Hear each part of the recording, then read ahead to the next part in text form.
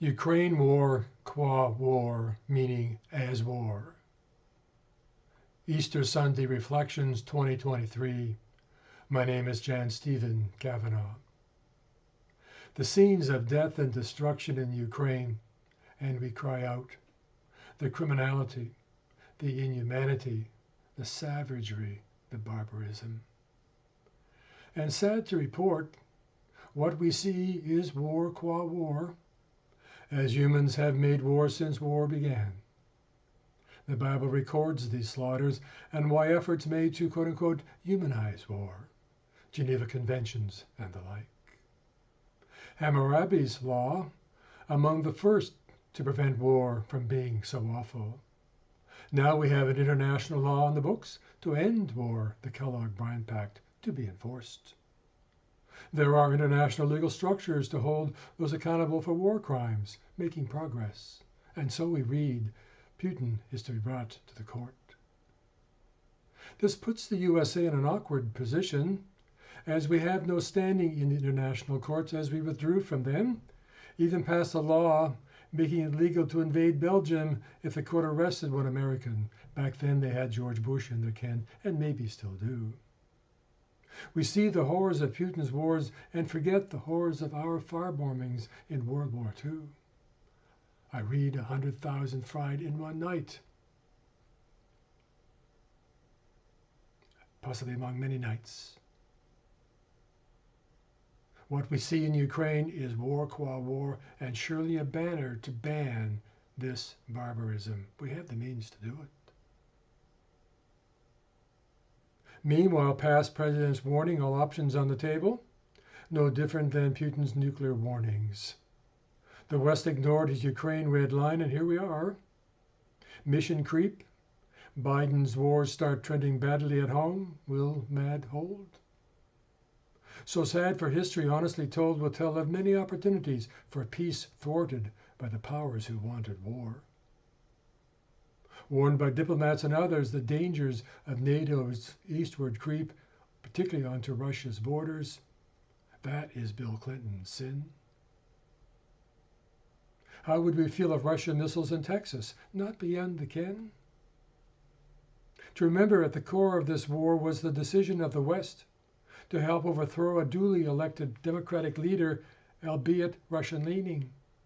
Cheap oil and the like. Why not?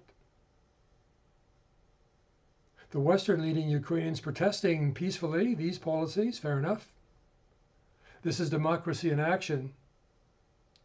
And rather than being allowed to play out through the next election, what happened is the West fed the machine to become a mob, overthrowing the government and the duly elected president running for his life. No different than Mike Pence.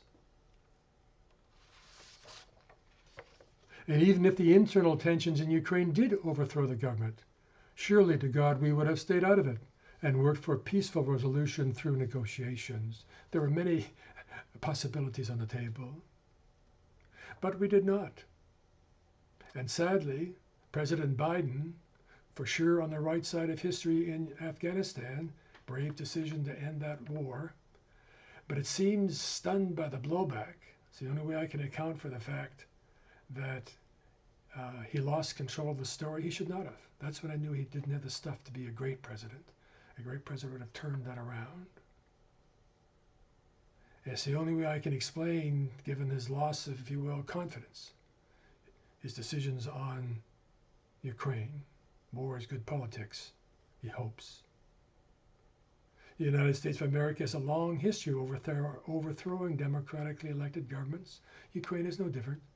We took a side in an internal conflict, became a power broker rather than a peace broker, to thwart democracy as part of a bigger plan to degrade Russia. We know that's the real purpose of this war. We've been told that by our leaders. Maybe even regime changes, as Biden blurted out.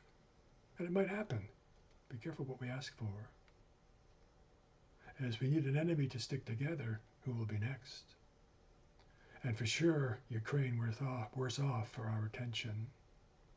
All this effort of the West is a mighty effort to enforce a unipolar, quote-unquote, rules-based civilization on humanity. We hear about it in the news every day, how we must maintain that.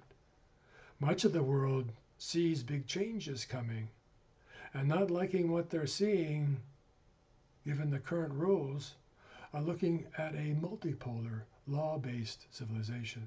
And guess who's whispering that in their ear? And would it be this Easter season, the immense sacrifice and blood, the barbarism of the war in Ukraine, awaken us?